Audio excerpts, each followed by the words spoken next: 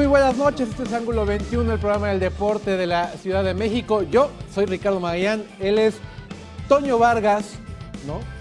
Y como siempre, estamos preocupados, Toño, por la audiencia. ¿Por qué? ¿Por qué, Magallán? Gran audiencia que tiene este programa. Estamos innovando. El día de hoy innovamos, nos hemos cambiado de lugar. Sí se siente raro. Se ve qué tal. Usted opine, por favor, en redes sociales de Capital 21. Ángulo 21 no tiene redes, pero pueden opinar en Ángulo 21 tiene redes. Capital 21. ¿Qué opinan de este cambio en el programa? ¿Le gusta, no le gusta? ¿Le vale, iba a decir una grosería, le vale queso Oaxaca? ¿Qué opinan, no? Mira, ya estando de ese lado ya quieres decir groserías, ¿eh? ¿Ya ves cómo ese lado? Ese lado es que genera groserías. Sí, el diablo se me mete, se me mete. Lo invitamos a interactuar con nosotros. ¿Le gustó el nuevo Ángulo 21 con Toño a mi izquierda y yo de este lado? Si no le gusta, lo que sigue es que Toño se va y ponemos aquí una muchacha linda, como la que teníamos antes. Ah, la que teníamos antes. Pero esa muchacha linda no me quiso dar una cita y la corrí. Vámonos. Y la corrí. Pues sí. Y la gente empieza a interactuar ya en redes sociales. No tengo mi teléfono, pero me está enseñando desde aquí Memo el suyo. Y la primera pregunta a los conductores, a yo y el señor Vargas, es: Toño, ¿de qué estética sacaste tu corbata? ¿De qué estética? Me la regaló la tigresa, Magallán. Ya ni sé a qué cámara debo de... Es así, ¿no? Es la tigresa, ¿no? Es la tigresa, ¿no? Está bonito, parece como funda esas que te pueden contar a cortar el cabello. Pero está animosa, digamos. Sí, está animosa. Tiene ganas, tiene ganas. Así hace rato mencionaban lo del calabozo. Está salvaje, digamos. De este lado en el calabozo se sentaba... A ver, ¿no? Ponte salvaje, verás algo salvaje. ¿Algo salvaje? No, bueno, ya. Bueno, que ya hablemos del béisbol. Bueno, el equipo... ¿Me toca a mí o te va a ti?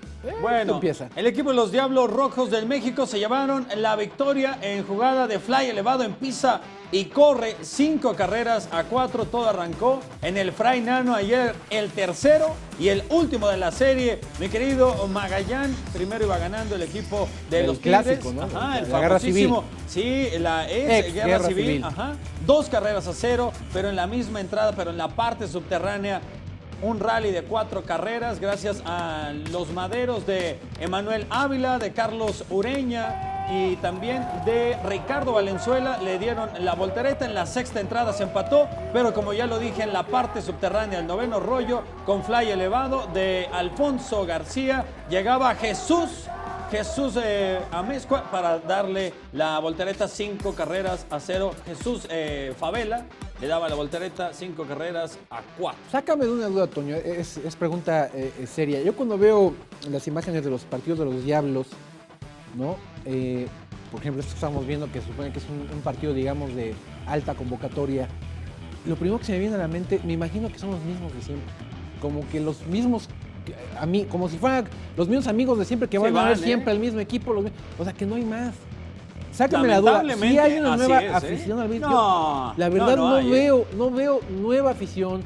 No veo un auge por el béisbol en la Ciudad de México, por los Diablos Rojos. Y lo digo lastimosamente, no en son de burla, ¿no? O sea, lo digo en serio. Siempre veo los mismos.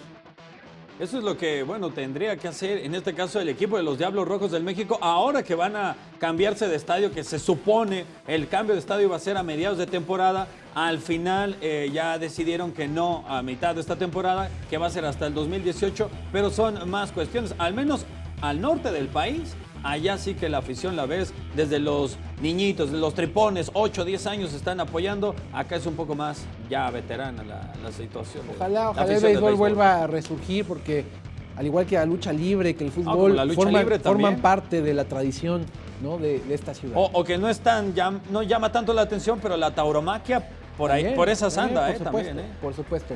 Y vamos a hablar, hablando de deportes que tienen precisamente fuerza aquí en la Ciudad de México, pues está el boxeo. Y continúan su preparación los boxeadores Saúl Canelo Álvarez y Julio César Chávez Jr. para el gran enfrentamiento. Ya la primera semana de mayo, el primer fin de semana de mayo estarán viéndose las caras allá en Las Vegas. Saúl se dio tiempo para realizar una sesión de sparring con el actor estadounidense Mario López, famosa por su película, yo no sé en cuál salió. Él salía en una serie muy famosa estadounidense, Salvados por la Campana. Entonces era él, es que te dan mis dudas. Bueno, pues eso fue hace 20 años, ¿no?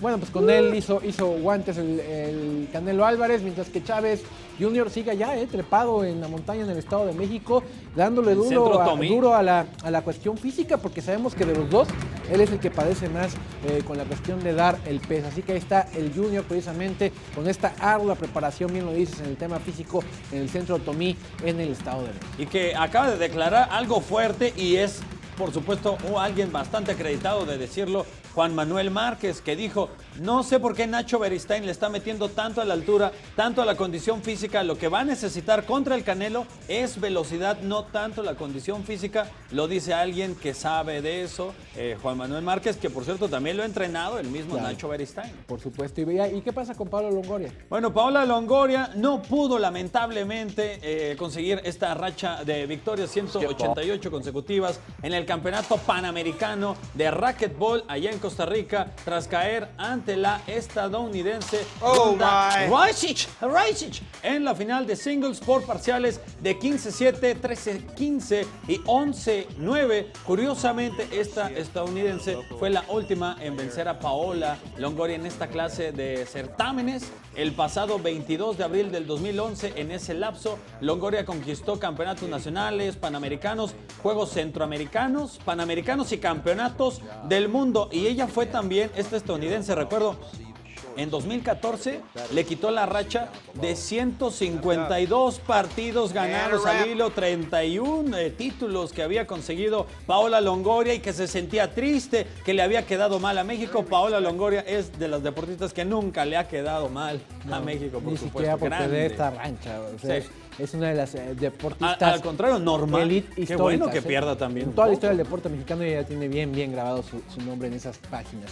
Vamos a cambiar de tema porque Chile venció a México en el Panamericano Juvenil de balonmano por 37-20 y sumó su segundo triunfo consecutivo en el certamen, tras haberle ganado a Estados Unidos en su debut. Por cierto, la escuadra mexicana también perdió ante Brasil, también en su debut, con un marcador de 33-21.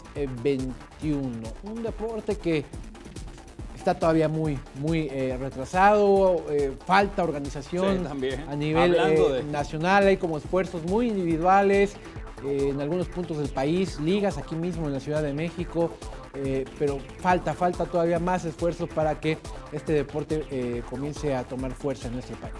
Sí, y también, bueno, cambiando de tema, el mexicano Julio César Salazar se adjudicó la medalla de plata en los 20 kilómetros de marcha en el Challenge de Taikang, esto en China. Salazar le puso stop al crono en 1 hora 22 minutos 58 segundos y con esto quedó a 42 segundos del vencedor, el brasileño Caio Bonfim, cuarto lugar olímpico en Río de Janeiro, mientras que el bronce fue para el sudafricano Lebogang Shange. Sus compatriotas, sí, así se dice, Ever Palma, Tadeo Vega y Omar Pineda ocuparon las posiciones 5 y 9 y 18 respectivamente. Este lado, Magallán, no me da, este lado no me da. Y bueno, Nueva Zelanda conquistó por tercera vez el oro en la categoría de velocidad por equipos en el Mundial de Ciclismo en Pista que se disputa en Hong Kong, prueba en la que México terminó muy lejos del podio. Los mexicanos Saúl Antonio Gutiérrez, Manuel Alejandro Reséndez y Edgar Ismael Verdugo terminaron en la casilla número 16 con 18.700 segundos. En la rama femenil, Jessica Salazar y Yuli Verdugo se ubicaron en el 9º lugar, mientras las rusas Daria Shmeleva y Anastasia Voinova se quedaron con el primer lugar. Interesante y bueno, mis amigas Karen Achach y Nutria Diosdado, o como... son tus amigas, vinieron acá, sí, ¿no? vinieron acá antes de llegar a Brasil. A Río. Mírenle nada más qué guapas, mis amigas. Bueno, están en la preparación para el Mundial de Natación que se realizará en Budapest en el verano. Ay, qué imbécil ando hoy. Obtuvieron la medalla de oro en dueto técnico durante el abierto de nado sincronizado en Santiago en el torneo de invitación Diosdado y Achach, que tuvieron destacada actuación en Río de Janeiro. Cuantificaron en su rutina técnica 84.900 puntos, seguidas del dueto olímpico de Brasil, que se colgó la presea de plata con 81 puntos. Por cierto, en dueto libre, las mexicanas también quedaron en primer lugar. También en la competencia chilena, las sirenas mexicanas Junior Carla Ruy y Rebeca Acosta consiguieron el bronce. Estas mexicanas que ya llevan rato practicando, ellas mismas me lo han comentado, somos un noviazgo dentro del agua y así debe de ser, un dueto de nado sincronizado, Magallanes. Bueno, y el Imagínate mexicano... tú y yo, debajo del agua. No, ahí sí no, Así con tanga sí tarzanera, no. imagínate. Con esta tanga, mira, de este color. Y el mexicano Rafa Jaime Jaramillo, quien buscaba ser el primer corredor Oye, sí, qué lástima, ciego, el primer ciego en cruzar el Sahara, pues falló en su intento precisamente en su participación en el maratón de sables realizado allá en Marruecos. La participación, Jaramillo, hay que recordarlo, estuvo auxiliado por Naila Hernández, esta ultramaratonista mexicana fue su guía. Tuvo una primera etapa extraordinaria en la que recorrieron la dupla mexicana poco más de 30 kilómetros y en la segunda etapa recorrieron 39 kilómetros de altísimas temperaturas, a veces de 45 grados y en ocasiones hasta por arriba de los 50 grados centígrados. Fue el tercer día cuando Rafa dijo ya no más y se quedó en la orilla de este intento. Sin embargo, él ya es un ganador. No, El simple sí, hecho de haberlo intentado y es. de enfrentar la vida como la enfrenta, con esa alegría y esa fortaleza, ya es un gran héroe. Rafa Jaime, quien es oriundo de Durango y que ya se y encuentra ante en nuestro país. esas temperaturas, Magallanes, que no cualquiera también se la rifa. Un jugador del Cruz Azul no te aguanta, No te aguanta. Los de Cruz Azul no te aguantan ni una vuelta imagínate. al lago de Chapultepec. La Los de pierde. Cruz Azul se pierden ahí. Muertos los Van de a la Cruz meta Azul, ya a ganar y se les cruza un cisne y se... Adiós, la Cruz Azul vean. Bueno, y un hablando camote, precisamente por cierto, de la guía de Rafa Jaime, que es Naila Hernández, esta ultramaratonista que lo ha ganado absolutamente todo. Cualquier reto que me digas lo ha conquistado y sigue todavía en búsqueda de conquistar más y más. No tiene llanera. Naila, que es nacida de estos casos raros de la vida, nació en la ex URSS, en la ex Unión Soviética. Después se fue a Cuba, de donde son sus papás, y terminó acá, después llegando a México. Ya es naturalizada mexicana. Tuve el honor de entrevistarla precisamente para... Corrige, Magallán, te mandé a que la entrevistara. Así es, platiqué con ella una interesante charla que se las mostramos aquí, en Ángulo 21. Oye, platícanos de qué trata tu disciplina un poco, porque es todo resistencia en el ultramaratón, ¿no? Así es, el ultra es la distancia máxima del trote, del correr. Después de los 42 kilómetros, 195 del maratón, técnicamente se considera ultramaratón. Hay muchas distancias, no hay una distancia mínima ni una máxima. Hay 50, 80, 160, 250, hay carreras de 600 y tantos kilómetros, de miles de kilómetros, pero digamos que la mayoría de los corredores se quedan entre los 80 y los 160 kilómetros. Ahí está la gran masa de corredores y ya muy poca gente da realmente el salto de ir más allá de las 100 millas. Cada terreno tiene sus características y no solamente es el terreno, sino la combinación de terreno con condiciones climáticas. No es lo mismo correr en pavimento con frío que correr en pavimento con humedad y calor, por ejemplo, a la orilla del mar. No es lo mismo lugares donde no hay viento, donde sí hay viento. Cada carrera y cada ambiente es una bestia distinta y se enfrenta de forma distinta, la verdad. Tú cuando corres y sobre todo estas distancias tan largas, ¿qué está pasando por tu cabeza? ¿Vas planeando? ¿En qué va pensando una ultramaratonista? Mira, pasa todo. Planeas, proyectas cosas, piensas en tu familia, te replanteas cosas, tomas decisiones importantes que después algunas tienes que replanteártelas porque no siempre estás muy sensato en el momento. Piensas en todo, piensas en nada, saltas de pensamiento, te concentras, te enfocas en la estrategia de la carrera, te enfocas en la situación competitiva, en el manejo del dolor. Entonces, en realidad, es un mundo de cosas lo que va pasando por la mente, sobre todo, por ejemplo, cuando ya llevas muchas horas de cansancio o estás de noche y cuando estás con el frontal, a veces te mareas un poco y llegas incluso a alucinar. Entonces, sí, son estados mentales alterados muchas veces y uno pasa de la conciencia a la inconsciencia y de la alucina al estar aquí, es muy loco. Ahora, el pensamiento de abortar la misión, afortunadamente nunca me ha pasado de forma fuerte por la mente, nunca se da, porque yo creo que el día que se mete en la cabeza una idea así, es bien difícil sacarlo, porque las condiciones son muy duras. Y entonces yo lo que he tratado de hacer, y la estrategia un poco personal que yo sigo, es yo ni siquiera permito la entrada de ese pensamiento, porque sé que el día, y le pasa a mucha gente, y en el momento en que tú contemplas el abandono, en algún momento lo vas a tomar. Entonces, para mí no es una opción, a menos que, y lo tengo súper claro, que pase algo que realmente ponga en riesgo mi vida o que físicamente no pueda continuar. Yo creo que la experiencia más importante en estos años de ultramaratón probablemente fue la que viví en Australia, donde fui la última de la carrera. Por primera vez en mi vida fui la última de una competencia. Y es la experiencia que más me ha llenado y más me ha enseñado como atleta en el mundo del ultra, porque cometí algunos errores, sí tenía suficiente agua, pero me perdí. No contemplé la posibilidad de perderme en la ruta, era una carrera sin señalamientos, sino había que navegar y seguir básicamente a los demás corredores que conocían por las montañas de Australia, que tiene 37 especies venenosas aparte. Bueno, el punto es que me perdí 10 kilómetros, me quedé sin agua, muy al principio de la carrera, una carrera de 175 kilómetros.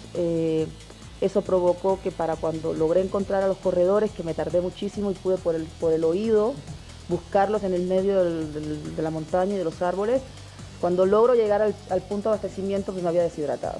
Entonces ya reponerse de una deshidratación, si yo hubiera llegado al checkpoint y me quedo ahí tirada y me hidrato, me recupero rápido, pero no, yo comí y seguí.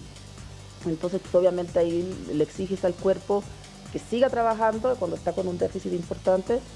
Cuento corto, me dio hipotermia, me dio hipoglicemia, llegué hecha al kilómetro 80, me escondí de los doctores, incluso me metí por un lado para que no me viera la comitiva médica, porque yo sabía que si me veían me iban a sacar. Dormí, me tuve que dormir una hora, no me acuerdo cuánto, pero tuve que dormir. Nunca en mi vida he dormido yo en una competencia de estas, de una sola etapa.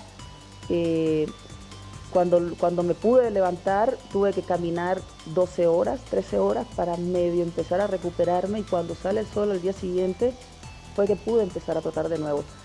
Y eso fue un aprendizaje muy bueno para mí de mí misma, porque no dudé nunca en el sentido de parar. Yo sabía que tenía muchas posibilidades de no lograrlo, y aún así me concentré y dije, tú corre hasta que te caigas, o hasta que te saquen, pero no porque tú te pares. Sí. Y lo logré. Entonces fue bien bonita la experiencia, y yo creo que ha sido la experiencia deportiva más importante, más que los podios.